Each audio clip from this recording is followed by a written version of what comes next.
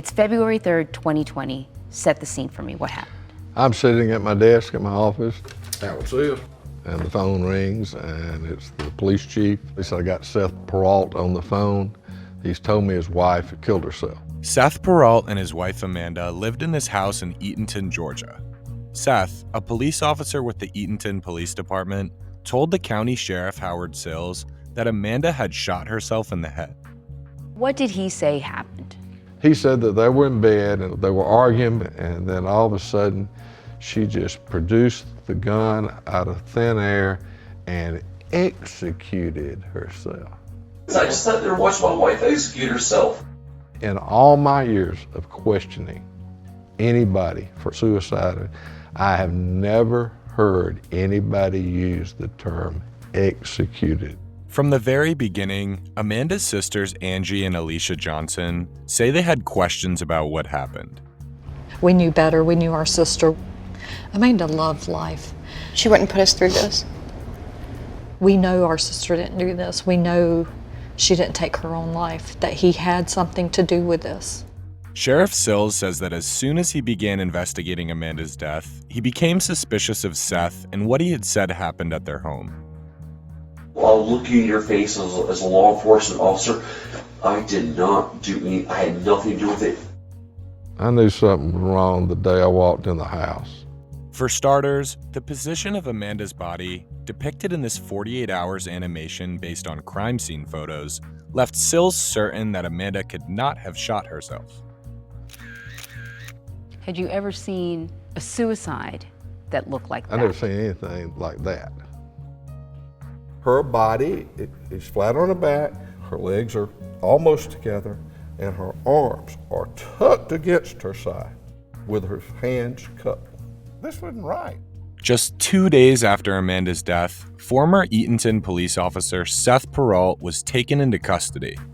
Sheriff Sills called me and let me know that they were going to arrest him for her murder.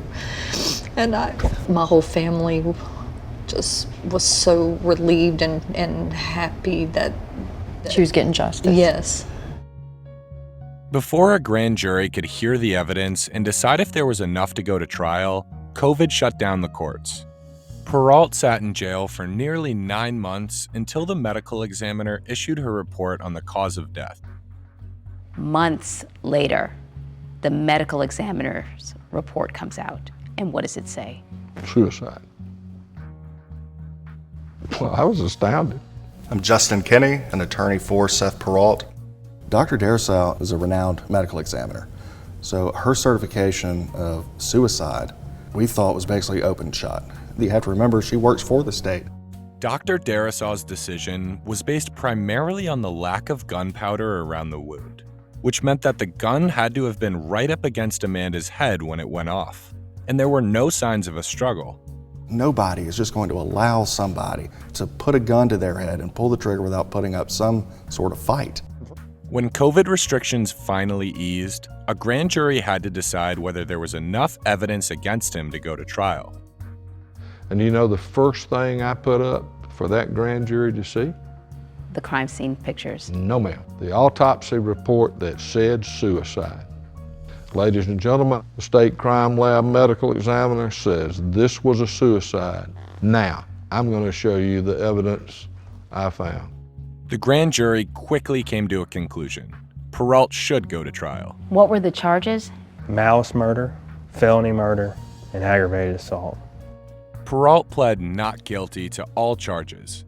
At his trial in February 2022, he decided not to testify, leaving defense attorney Justin Kinney to tell his story. Kinney says the hardest thing for the defense to explain was the way Amanda's body was found. We knew that it was going to be a problem. The body had to be moved in some way, had to be touched in some way. But Kinney provided an explanation, something Perrault said in his interview with Sheriff Sills. I probably did touch her. I was probably hugging the out of her. And that would potentially account for her arms being by her sides.